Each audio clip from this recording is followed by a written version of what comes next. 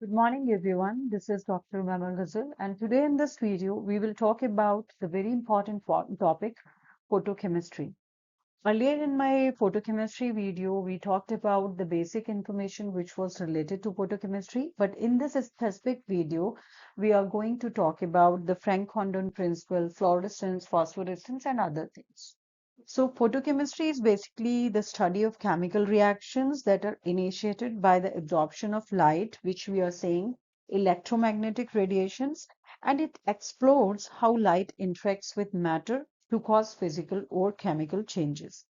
This field is central to understanding natural processes like photosynthesis and has numerous applications in science and technology. So, what is photochemical reaction?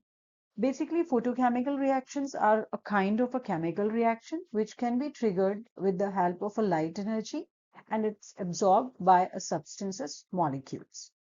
This response leads to the molecules to experience a temporary excited state, thus altering their physical and chemical properties from the substance initial molecules.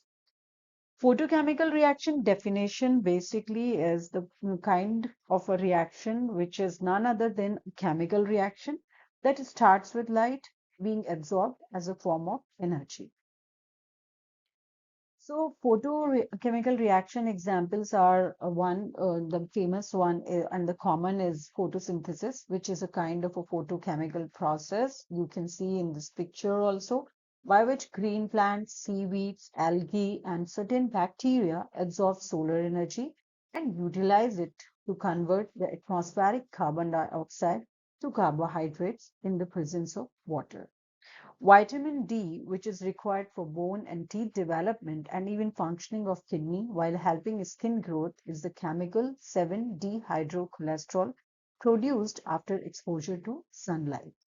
The ultraviolet rays that are harmful to human DNA and skin cancers like are caused by photochemical reactions.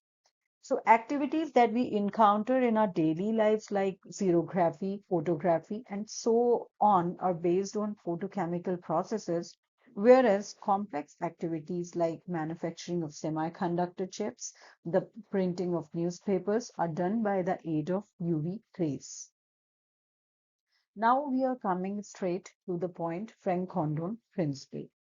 Franck-Condon principle is a very important principle in photochemistry, or because it was proposed by a German physicist, James Franck, and US physicist, Edward U. Condon, in 1926. Before the development of the Schrodinger's equation, Franck put forward qualitative arrangement to explain the various types of intensity distribution found in vibronic transitions in a molecule takes place much more rapidly than a transition.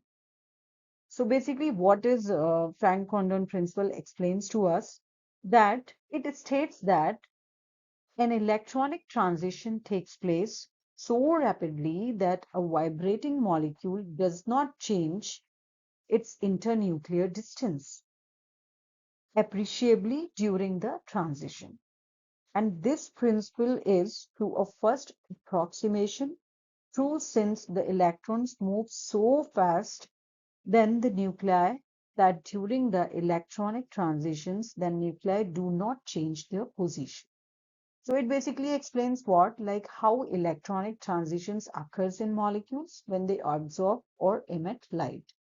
How molecules absorb and emit light? It states that when your molecule absorbs or emits a photon, the electron moves so fast that the nuclei atoms don't have time to adjust their positions. So they are moving in a faster mode. They don't have the proper direction or positions, orientations. They are not bothered about that because the speed is very much fast.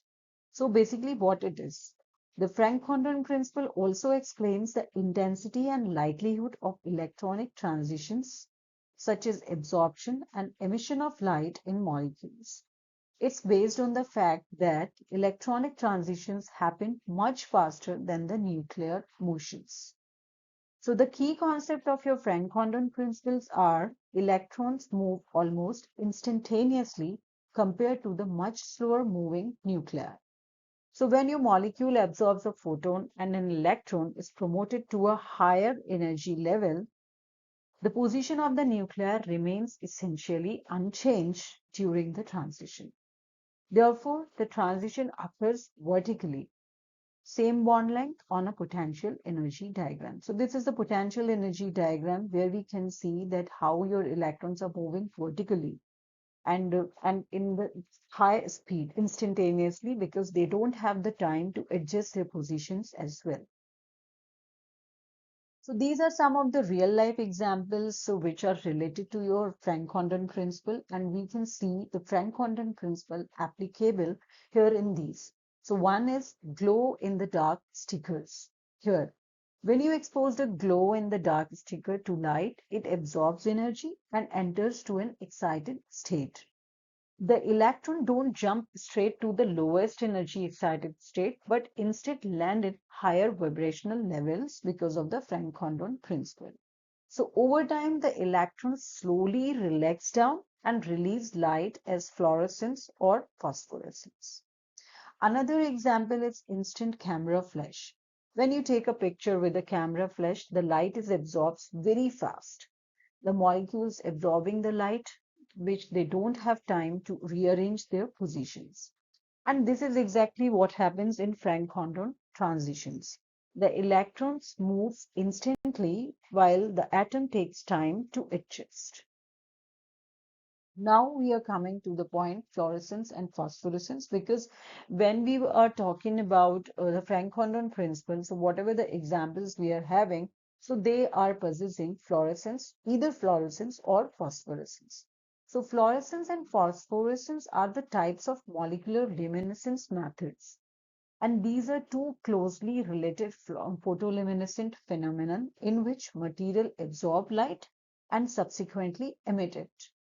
So while both processes involve the excitation of electrons to higher energy states and their subsequent return to lower energy states, they differ in their mechanism, lifetimes, and practical applications. So that's why fluorescence and phosphorescence occurs at longer wavelengths than the excitation radiations. Fluorescence basically occurs in gaseous, liquid, and solid chemical systems. Some of the phosphorescence applications are radiation detection, means certain phosphorescent materials are used in dosimetry to measure radiation exposure. Glow in the dark material, which we already discussed, used in safety signs, watches, and toys. Fluorescence application mainly belongs to biological imaging used in fluorescence microscopy to label and visualize cells and tissues.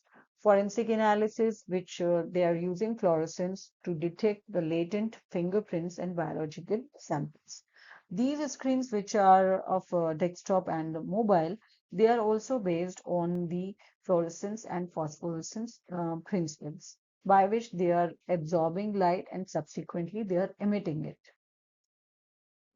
So, the key application of phosphorescence is forensic analysis, which is helpful to detect latent fingerprints or trace evidence under UV black light using phosphorescent powder. Another is security ink and anti-counterfeiting. So, it is used basically on printed on currency, passports, ID cards, and branded products. But how it works? It works like phosphorescent material glow in the dark or under UV light, even after the light source is removed. So, europium and strontium eliminate based pigments used in banknotes also. The last application, which is related to phosphorescence, is organic light emitting diodes. So this is also used in helpful in advanced display technologies in smartphones, TVs, and lighting. Phosphorescence materials advantage is that it allows nearly 100% internal quantum efficiency by harvesting both singlet and triplet excitons. So the material which is used for this OLEDs and PHO OLEDs are iridium third and platinum second complexes.